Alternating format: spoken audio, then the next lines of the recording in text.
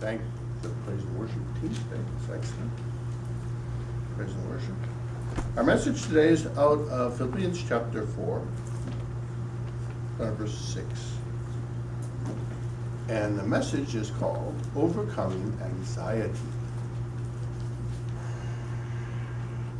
So I want to talk about that a little bit first before we go into the message. Sometimes people kind of interchange anxiety with fear. Not the same thing for the most part. Because you fear specific things. You fear losing your job. You fear having an operation. You fear financial difficulty. You fear different things. But it's specific. But anxiety is much worse. Because it's just generalized fear. It's like something bad's going to happen. I know. But you don't know where it's coming from. Well, it's strictly irrational. It makes no sense whatsoever, but you're scared. It's very real to you. The fear is real to you, even if the problem isn't. You don't know where it's coming from. You just believe there's going to be a problem coming. Sure enough, if you believe long enough, something will come. But that's an aside. So we're talking about overcoming that, and that's a very real issue for Christians and non-Christians. It's like, so how do you deal with fear? How do you deal with even worse, anxiety? It's a practical issue. So we start at Philippians chapter 4, verse 6. And here we're told, be careful for nothing. Now the phrase here is more like, don't worry. Don't have any anxiety. It's more specific to be careful for nothing. It's like, well, it doesn't really matter what's going to happen. That's not what he's talking about. What he is talking about, don't be fearful and don't have anxiety. Of course, the first reaction you probably have to that is, well, easy for you to say. You're not in my shoes. But that's, God points out a problem so he can bring a solution. So he says, be careful for nothing, or don't have anxiety, or don't fear. Why? Well, what do I do instead? But in everything, by prayer and supplication, with thanksgiving, let your requests be made known unto God. So he says, okay, so you want to fear, you want to have anxiety. I mean, it's not like you desire it, but it's there. And he's saying, okay, this is what you do. And when you've got that, with everything by prayer, first thing you do is you pray about it. When I say pray about it, it's not talk to yourself about the problem or talk to yourself about the anxiety. It's about bringing it to God. So you can kneel down and do that in your bedroom, but you can do that sitting in your car. You can do it sitting in your living room, standing in your kitchen. It doesn't matter where it is. The issue is not where you are. The issue is what you're doing apart from this. You've set apart everything else to address this issue. Because you have a panic attack, you've got anxiety, you've got fear, whatever it is the first thing you got to do is pray. Tell God about it. That's what prayer is all about. It's talking to God. So talk to God about it. First thing he says is talk to God about this problem. How you feel about it. You see, it all starts with quantifying it. When it's just kind of something general, it's like, how can you address something that you can't even put your finger on? So you're talking to God about it, because in the process of talking to God about it, you are being able to identify it more clearly. That's why it's important. Is in everything, whatever it is, under your skin, with prayer and supplication. So first of all, you're praying to God about it, and you're identifying what the issue is. I'm scared about my job, and I hadn't even realized I was scared about my job. Then the next thing, supplication. You bring it to God. Say, God, I can't do anything about it. First of all, I can't change my job situation. I can't change the fact that my boss has it out for me. But I am in a situation where I can bring that to you. Now, I can't change how my boss feels about me, but my boss can be changed by what God puts in their heart. God does change people all the time. It says prayer changes things. The Bible doesn't say in James chapter 5, prayer changes some things. Prayer changes all things. If you got a problem, you bring it into the presence of God, you tell him what the problem is, and then you tell him that you need help with it. Now that sounds kind of general. I need help with it. Because in this world, most people say, well, what kind of help do you want? But you don't have to ask God that. Because when you have trouble even identifying the problem, you really don't know what the answer is.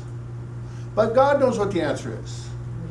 So when you ask him to intervene, to do something to fix the situation, he knows exactly what needs to be done. Sometimes that's just changing how you see it. Sometimes it's changing people around you. Sometimes it's changing circumstances that you're in. It doesn't matter what it is. Sometimes it's all three. Nothing's too difficult for God. He can and he will address those situations. In everything by prayer and supplication with thanksgiving. What am I going to give thanks for? Well, first of all, this isn't the only thing in your life. There's other things in your life too. I see everybody here has clothes on their back. That's a good sign. You can give thanks for that. You all got here somehow. You can give God thanks for that. I'm sure you're going to be returning home someplace. You're not living under a bridge, where you can give thanks for God for that.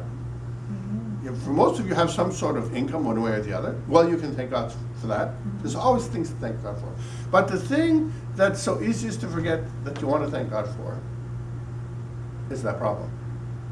That fear, that anxiety. Now you got to ask yourself, why would I give thanks to God for fear and anxiety?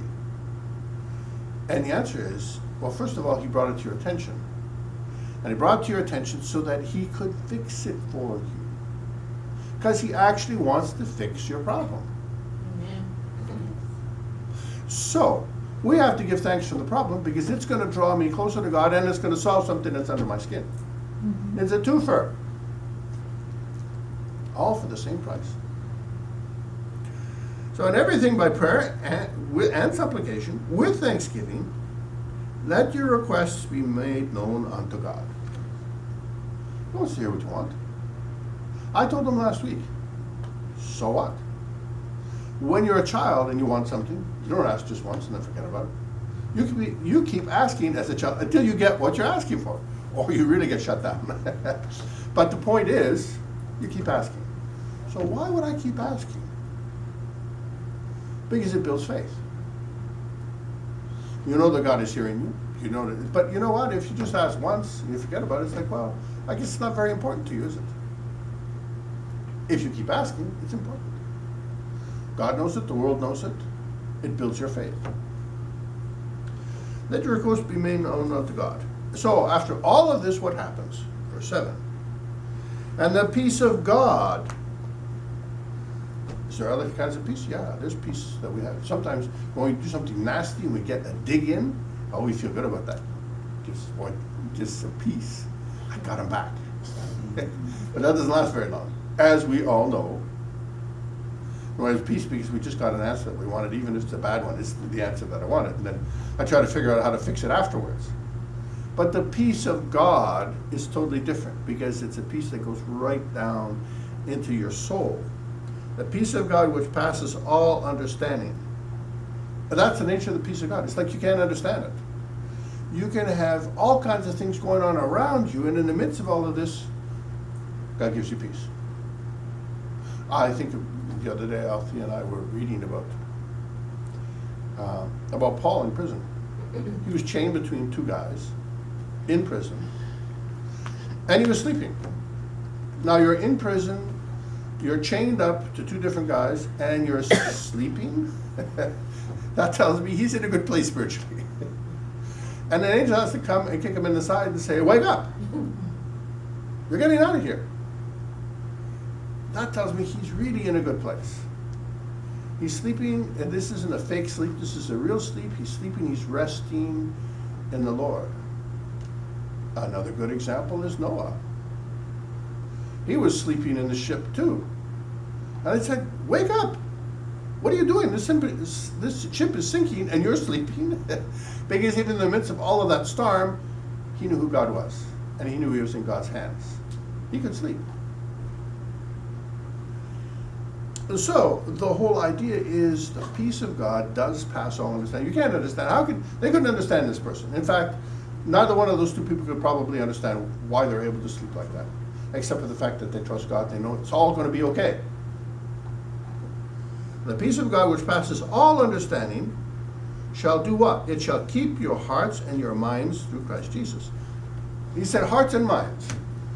Why is that? Well, because we all understand the mind. Oh yes, I believe. Intellectually, I can believe it. That isn't where the problem is. Never where the problem is. It's where our hearts are, our emotions. So I think of the man who came and he said, Lord, I believe. Said to Jesus, Lord, I believe, help my unbelief. That sounds double-minded, but it's not. He said, Lord, I believe with my head. Help my unbelief in my heart. That's total honesty. And we have to recognize that we get to that place too. Oh, I believe, yes, blah, blah, blah, blah. And in our head, it all makes sense. But in our hearts, we're scared stiff. That's where the problem is. Not in our heads. It's always in our hearts. But the peace of God that passes all understanding will keep our hearts and our minds to Jesus Christ. It's a practical solution to a practical problem. And that's my message today.